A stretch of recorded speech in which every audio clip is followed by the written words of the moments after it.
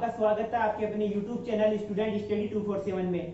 तो आपने मेरी पिछली 2 क्लासों में पढ़ा रिजर्व बैंक की स्थापना कब हुई, उसकी स्थापना के उद्देश्य, रिजर्व बैंक का राष्ट्रीयकरण कब हुआ और रिजर्व बैंक के डिपार्टमेंट के बारे में। तो आज की क्लास हम पढ़ेंगे रिजर्व बैंक के कार्य कि रिजर्व बैंक करता है। ये पढ़ने से पहले मैं आपको बता दूं कि रिजर्व बैंक सर्वोच्च बैंक है और भारत में मुद्रा निर्गमन का कार्य रिजर्व बैंक द्वारा किया जाता है और रिजर्व बैंक ही भारत में जो मुद्रा की पॉलिसी है उसको नियंत्रित करता है। तो पढ़ते हैं रिजर्व बैंक का पहला कार्य है नोट जारी करना। रिजर्व बैंक भारत में नोट जारी करता है, यानी नोट छापने की मशीन रिजर्व बैंक के पास है।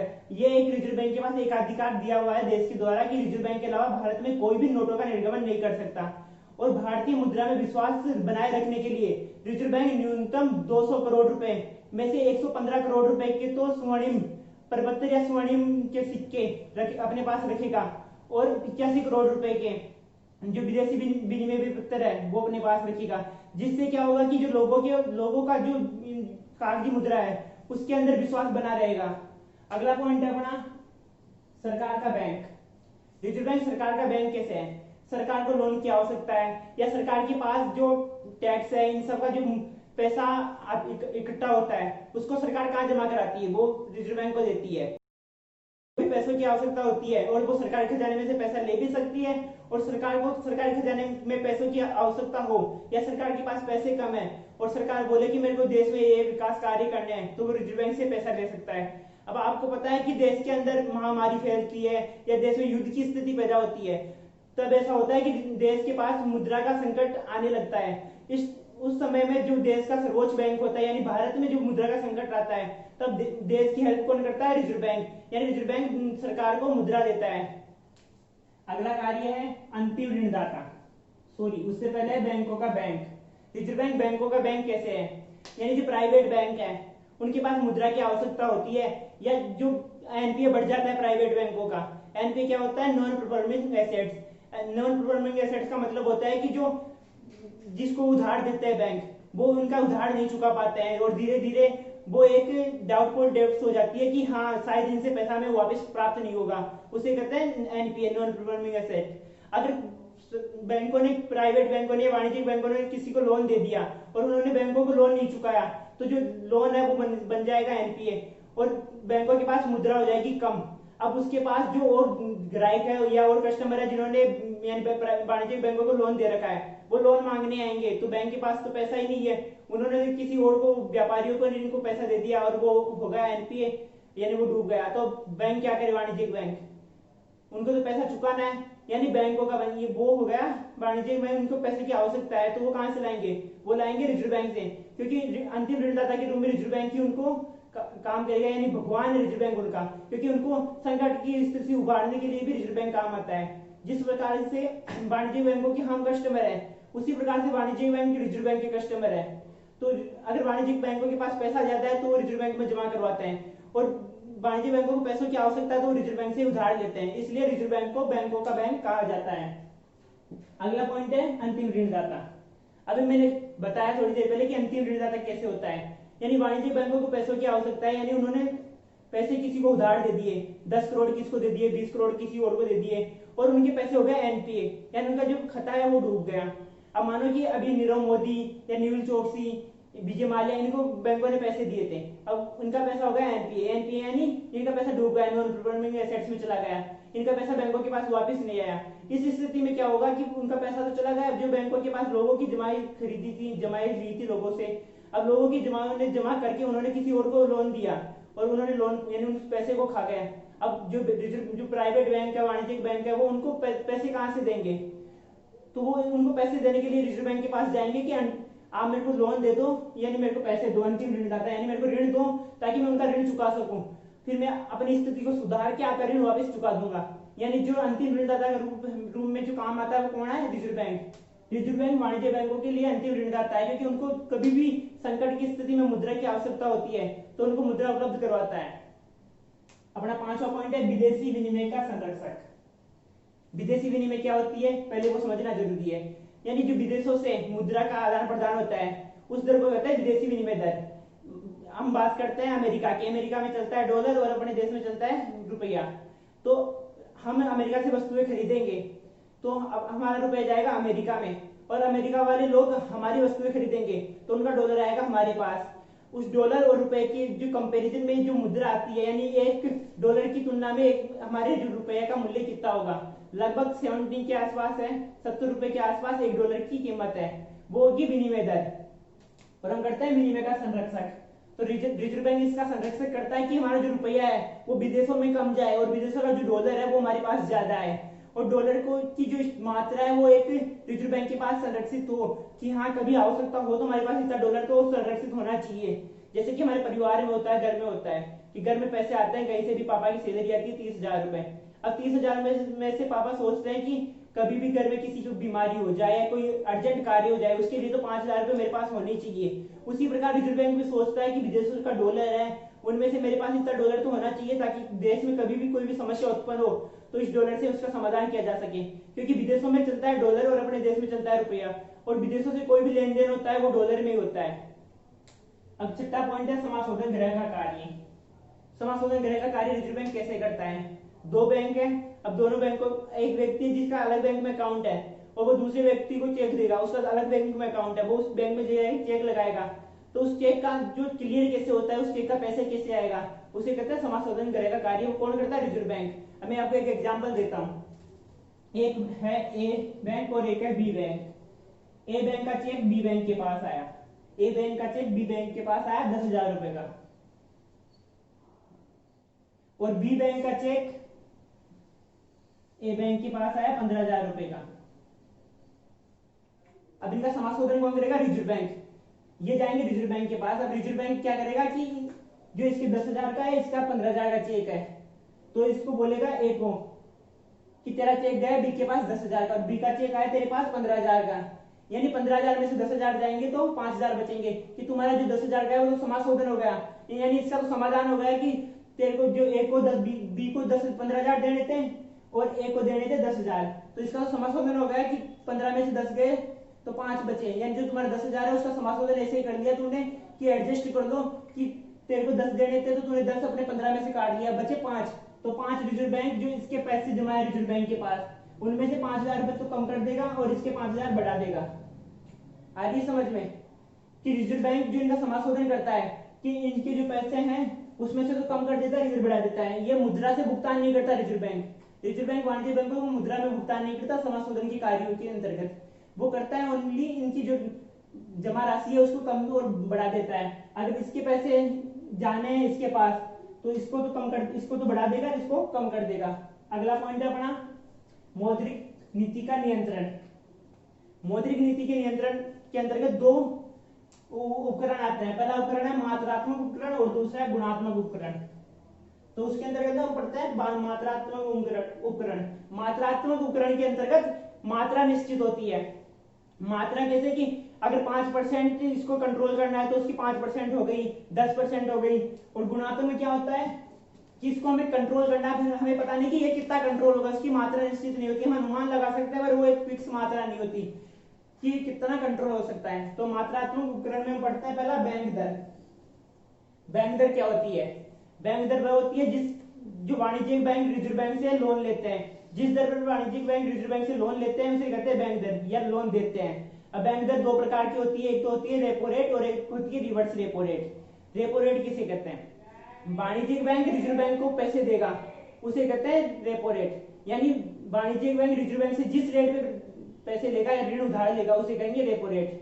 मान लो मैं हूं रिजर्व बैंक और आप हो वाणिज्यिक बैंक, मैं आपको पैसे जिस रेट पे दूंगा वो होगी रेपो रेट। वर्तमान में रेपो रेट है 5.5 के आसपास है और रिवर्स रेपो 5.6 है या 5.5 है, हाँ कंफर्म है 5.5 है, और रिवर्स रेपो रेट है 4.90।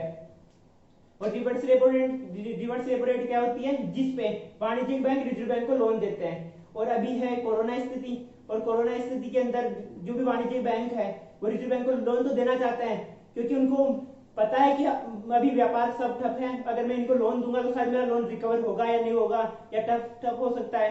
तो इस स्थिति को कंट्रोल करने के लिए रिजर्व बैंक ने क्या किया कि जो रेपो रेट है उसको तो बढ़ा रखा है, रिवर्स रेपो रेट को कम कर रखा है। अगर वाणिज्यिक बैंक रिजर्व बैंक को लोन देंगे तो उनको जो इंटरेस्ट रेट मिलेगी वो मिलेगी 4.90 के हिसाब से, और अगर उससे लेंगे तो उसको देना पड़ेगा सॉरी 5.5, यानी उसको कम मिलेगी। अब ऐसा कौन सा व्यक्ति है जो कम रेट पे लोन देगा? कोई नहीं देगा। वो तो सोचेगा यार मैं तो उसको लोन दूंगा तो मेरे को कम इंटरेस्ट मिलेगा और उससे लूंगा तो ज्यादा देना पड़ेगा। तो कोई भी रिजर्व बैंक में, कोई भी वाणिज्यिक बैंक लोन जमा नहीं कराएगा इस स्थिति में, वो लोगों को देंगे। अगर लोगों को लोन देंगे तो उससे अर्थव्यवस्था में मुद्रा बढ़ेगी। अर्थव्यवस्था में मुद्रा बढ़ेगी तो इस स्थिति को कंट्रोल किया जा सकता है। ये तो हुई बात मुद्रा बढ़ाने की। और मान लो कि अर्थव्यवस्था में मुद्रा बहुत ज्यादा है, पैसे बहुत ज्यादा है, महंगाई बढ़ रही है, और महंगाई को कंट्रोल करने के लिए रिजर्व बैंक ये उपकरण अपनाएगा। इसको जो महंगाई को कंट्रोल करने के लिए जो ये उपकरण है रिजर्व बैंक का, बैंक दर, वो कैसे काम करेगी? उस स्थिति में रिजर्व बैंक क्या करेगा? जो अपनी रेपो रेट है उसको बढ़ा देगा और रिवर्स रेपो रेट को कम कर देगा। सॉरी, रेपो रेट को कम बढ़ा देगा और रिवर्स रेपो रेट को भी बढ़ा देगा। रिवर्स रेपो रेट को बढ़ाएगा तो वाणिज्यिक बैंक सोचेंगे यार मैं रिजर्व बैंक में पैसे जमा कराऊंगा तो मेरे को इतना पैसा मिलेगा, 10% मिलेगा, 9% मिलेगा, मार्केट में दूंगा तो कम मिलेगा। तो वो मार्केट से पैसा निकाल के रिजर्व बैंक में जमा करवा देंगे। और रिजर्व बैंक रेपो रेट बढ़ाएगा तो जो वाणिज्यिक बैंक है वो रिजर्व बैंक से लोन कम लेंगे। वो सोचेंगे यार मैं रिजर्व बैंक से 9% पे लोन दूंगा और मार्केट में मेरे को 8% पे देना पड़ेगा, तो मेरे को क्या फायदा? तो वो रिजर्व बैंक से लोन नहीं लेंगे। तो उससे अर्थव्यवस्था में मुद्रा कम हो जाएगी। अपना अगला पॉइंट है खुले बाजार की क्रियाएं। खुले बाजार की क्रियाएं ये क्या होती है? अगर रिजर्व बैंक को अर्थव्यवस्था में मुद्रा कम करनी है तो वो अर्थव्यवस्था से प्रतिभूतियां को करेगा, तो ये प्रतिभूतियां बेचेगा अर्थव्यवस्था में। अगर अर्थव्यवस्था में मुद्रा कम करनी है तो रिजर्व बैंक अर्थव्यवस्था में प्रतिभूतियां बेचेगा या अपना स्टॉक बेचेगा। अगर रिजर्व बैंक अपनी प्रतिभूतियां, स्टॉक, ऋण पत्र या जो भी शेयर्स है वो अर्थव्यवस्था में देगा तो वहां तो जाएंगे शेयर और अर्थव्यवस्था से पूंजी निकल के आएगी रिजर्व बैंक के पास। इससे अर्थव्यवस्था में मुद्रा कम हो जाएगी। और अर्थव्यवस्था में रिजर्व बैंक को मुद्रा बढ़ानी है तो रिजर्व बैंक क्या करेगा? अर्थव्यवस्था से शेयर्स खरीदेगा, स्टॉक खरीदेगा या फिर ऋण पत्र खरीदेगा, जिससे रिजर्व बैंक के पास तो संपत्ति आ जाएगी पर अर्थव्यवस्था में क्या चली जाएगी? पूंजी, जिससे अर्थव्यवस्था में पूंजी बढ़ेगी। अभी वर्तमान कोरोना स्थिति में रिजर्व बैंक का यही टारगेट है कि अर्थव्यवस्था में कैसे भी करके तरलता बढ़ाई जाए, यानी पूंजी बढ़ाई जाए। अगर तरलता बढ़ेगी तो जो ये स्थिति है उसको कंट्रोल किया जा सकता है। अगला पॉइंट है नगद आरक्षित अनुपात, CRR, कैश रिजर्व रेशियो। नगद आरक्षित अनुपात यह होता है, रिजर्व बैंक फिक्स करता है कि कोई भी वाणिज्यिक बैंक अपने जमाओं का कितना परसेंट तो अपने पास रखेगा। क्यों रखेगा? क्योंकि किसी भी व्यक्ति को मुद्रा की आवश्यकता हुई तो वो किसी भी समय आ सकता है। कोई फिक्स नहीं है कि भाई मेरे को पैसों की आवश्यकता कल ही होगी, मेरे को पैसों की आवश्यकता अभी भी हो सकती है, परसों भी हो सकते हैं। इसलिए रिजर्व बैंक कुल जमा का कुछ परसेंट अपने पास रखने के लिए निर्देश जारी कर रखे हैं वाणिज्यिक बैंकों को। अब उनकी परसेंटेज अलग है। अब इसको अगर अर्थव्यवस्था में पैसे बढ़ाने हैं तो रिजर्व बैंक इस परसेंटेज को कम कर देगा कि कोई भी वाणिज्यिक बैंक अपने पास जो परसेंटेज है, मान लो 5% है तो उसको कम करके 4 कर देगा। 4 करेगा तो जो वाणिज्यिक बैंक है अपने पास तो नगद अनुपात में तो पैसे कम रखेंगे और लोन ज्यादा देंगे। इससे अर्थव्यवस्था में पैसा बढ़ जाएगा। और अर्थव्यवस्था में रिजर्व बैंक को पैसे कम करने होंगे तो वो क्या करेगा? वो इसको बढ़ा देगा। जो नगद आरक्षित अनुपात है, CRR, इसको बढ़ा देगा। इसको बढ़ाएगा तो जो वाणिज्यिक बैंकों की जमाएं हैं उनका कुछ अनुपात जो रखना था उससे ज्यादा उनको रखना पड़ेगा। अगर ज्यादा रखना पड़ेगा तो वो लोन कम देंगे। अगर वो लोन कम देंगे तो अर्थव्यवस्था में मुद्रा की मात्रा कम हो जाएगी। अगला पॉइंट है वैधानिक तरलता अनुपात। नगद आरक्षित अनुपात होता है केस में, यानी जितनी उनके पास जमा होती है उसका अपने पास रखना होता है, वो रखना होता है नगद में, केस में। मान लो 1 लाख रुपए जमा है और उसका 5% अपने पास रखना है तो 5,000 रुपए नगद में रखेगा वो। और वैधानिक तरलता अनुपात का मतलब होता है कि जितनी उसके पास जमाएं आती है उसका लिक्विड में रखना है, यानी उनको 1 साल के अंदर या उसको जब भी उनकी आवश्यकता हो पैसों की तो उनको मुद्रा में कन्वर्ट कराया जा सके। अब वो मुद्रा में कन्वर्ट कैसे करवा सकते हैं? जैसे कि वो अल्पकालीन ऋण पत्र खरीदेगा तो वो उनको जब भी पैसों की आवश्यकता होगी तो उनको मार्केट में बेच के पैसे ले सकता है। या उनको जो अल्पकालीन प्रतिभूतियां होती है, वाणिज्यिक पत्र होते हैं, विपत्र होते हैं, तो उनको मार्केट में बेचेगा तो उसको जब भी पैसों की आवश्यकता होगी तो उसको मिल जाएंगे। तो कुछ अनुपात में पैसे उसमें रखने होते हैं। अगर रिजर्व बैंक को पैसे बढ़ाने होते हैं मार्केट में, कि रिजर्व बैंक चाहेगा कि मैं मार्केट में पैसे बढ़ाऊं, तो वो रिजर्व बैंक करेगा कि आप जो वैधानिक तरलता अनुपात है उसको कम रखो, कम कर देगा। अब मान लो वैधानिक तरलता अनुपात 10 रख रखा है रिजर्व बैंक ने, तो उसको कम करके 8 कर देगा। कम करने का फायदा क्या होगा कि जो वाणिज्यिक बैंक है वो सोचेंगे कि मेरे पास इतनी मुद्रा है। तो अब रिजर्व बैंक ने वैधानिक तरलता अनुपात कम कर दिया तो 2% कम किया, तो जो 2% संपत्ति वाणिज्य बैंक अपने पास रख रखे थे उसको मार्केट में बेच देंगे, मार्केट में दे देंगे, जिससे मार्केट में पैसा आ जाएगा। मार्केट में पैसा आएगा तो क्या होगा, मंदी खत्म हो जाएगी और मार्केट में तरलता आ जाएगी। और रिजर्व मार्केट में महंगाई बढ़ रही है, तरलता बहुत ज्यादा है, चारों तरफ पैसा ही पैसा है, तो रिजर्व बैंक इसको बढ़ा देगा। जो वैधानिक तरलता अनुपात है रिजर्व बैंक इसको बढ़ा देगा। अब ये 8-10% है तो 10 से बढ़ा के 12 कर देगा, जिससे 2% राशि और वो मार्केट से लेके वाणिज्यिक बैंक अपने पास रखेंगे। अपने पास रखेंगे तो उनके पास सुरक्षित पड़ी रहेगी, वो मार्केट में घूमेगी नहीं चारों तरफ, और घूमेगी नहीं तो वो महंगाई है वो बढ़ेगी नहीं। आपको पता है कि महंगाई कब बढ़ती है, जब मार्केट में पैसा ज्यादा होता है। पैसा ज्यादा होता है तो अगर वस्तुएं कम होती है, पैसा ज्यादा होता है, तो लोग क्या करते हैं कि ये वस्तु तो मेरे को दे ही दे, चाहे तो 10 की जगह 15 रुपए ले ले। अगर लोगों के पास पैसा ही नहीं होगा तो वो 10 की जगह 15 तो देंगे ही नहीं, अब 15 देंगे नहीं तो फिर महंगाई कैसे बढ़ेगी। अब अगला पॉइंट आता है गुणात्मक उपकरण। गुणात्मक उपकरण में पहला उपकरण है सीमांत आवश्यकता। सीमांत आवश्यकता क्या होती है, यानी जो वाणिज्यिक बैंक है जो लोगों को ऋण देते हैं, उस ऋण के बदले कुछ संपत्ति अपने पास गिरवी रखते हैं।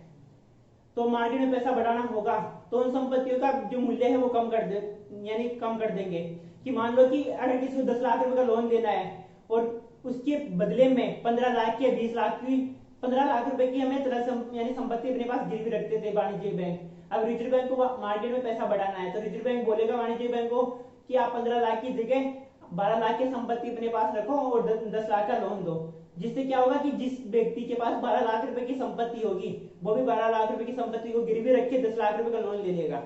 अगर किसी व्यक्ति को 10 लाख का लोन चाहिए था पहले और उसके पास संपत्ति नहीं थी 15 लाख की, उसके पास 12 लाख की थी, तो वो लोन नहीं ले सकता था क्योंकि वो गिरवी नहीं रख सकता था उसको, तो उसके पास लोन नहीं आएगा तो मार्केट में पैसा कम रहेगा। अगर हमें मार्केट में पैसा बढ़ाना है तो उसके पास लोन भी होना चाहिए लोगों के पास, कि लोगों को आसानी से लोन मिल जाए। और लोगों को आसानी से लोन कब मिलेगा, जब उनके पास जो गिरवी संपत्तियां है वो उपलब्ध हो।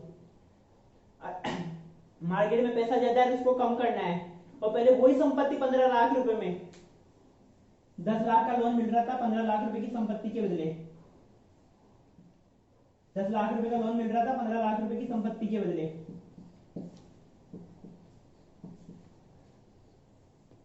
और अभी इस लोन की राशि को बढ़ा के, यानी अब 18 लाख रुपए की संपत्ति के बदले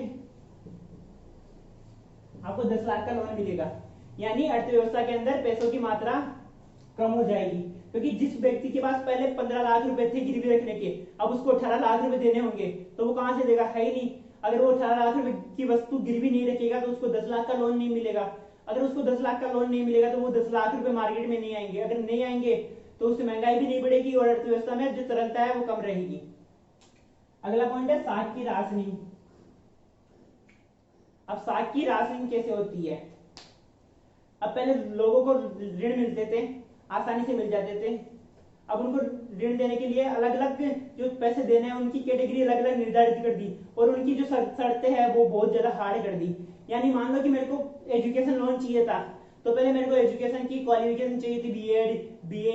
अब अगर मेरे को मार्केट में पैसे कम करने हैं तो उसको बढ़ा देंगे कि अगर मैं बीएड करूंगा तो मेरे को लोन मिलेगा, अगर मैं बीए करूंगा तो उसके लिए मेरे को लोन नहीं मिलेगा।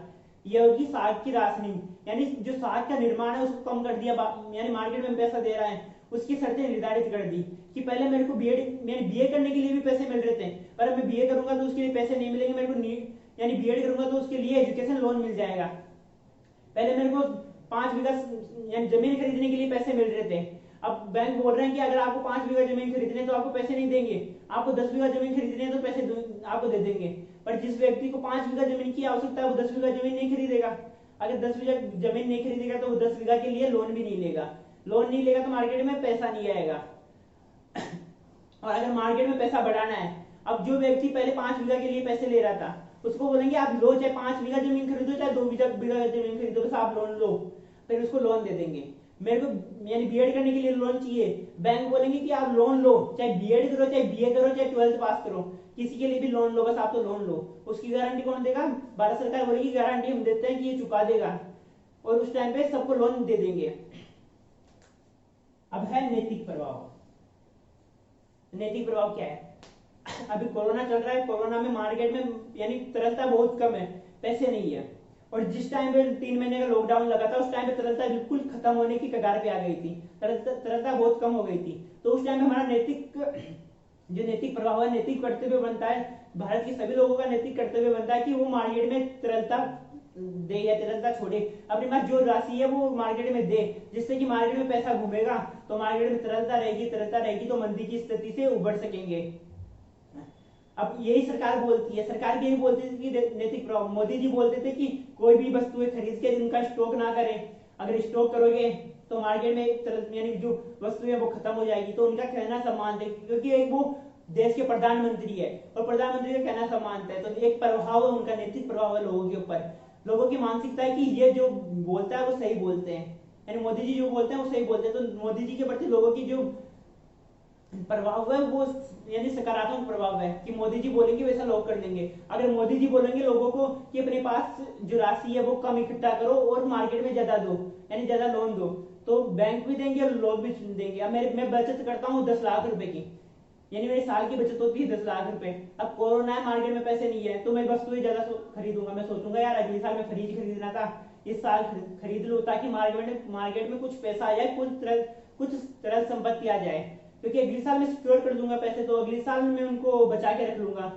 अभी मेरे पास 10 लाख है तो मैं मार्केट से जो संपत्ति मेरे को अगले साल आवश्यकता है वो भी अभी खरीद लूं, तो मार्केट में कुछ परसेंट तो तरलता आएगी। इसे कहते हैं नैतिक प्रभाव। तो दोस्तों आज की क्लास यहीं समाप्त होती है। आज मैंने बताया आपको रिजर्व बैंक के कार्य। अब इसमें मैं आपसे कुछ क्वेश्चन पुटअप करना चाहता हूं। पहला क्वेश्चन है हमारा नोट जारी करना, यानी रिजर्व बैंक के पहले कार्य में से पहला क्वेश्चन है कि अब तक भारत में हाईएस्ट कितनी मुद्रा का नोट जारी हुआ। जैसे कि 100 रुपए का नोट है, उसी प्रकार भारत में रिजर्व बैंक ने कितनी मुद्रा का नोट जारी किया, उसका आंसर आप दीजिए कमेंट बॉक्स में फटाफट। और दूसरा क्वेश्चन है, उसका आंसर भी आप सोचिए। दूसरा क्वेश्चन है कि 1 रुपए के नोट पे किसके साइन होते हैं। 1 रुपए के नोट पे किसके साइन होते हैं। अब आप पहले दूसरे क्वेश्चन का आंसर सोचो, तब तक मैं पहले क्वेश्चन का आंसर बताता हूं। भारत में अब तक 10,000 रुपए का कागजी मुद्रा का निर्माण हो चुका है, यानी ये जारी हो चुकी है। यह बंद कब हुई थी? 1978 में। 1978 से पहले भारत में 10,000 का नोट चलता था।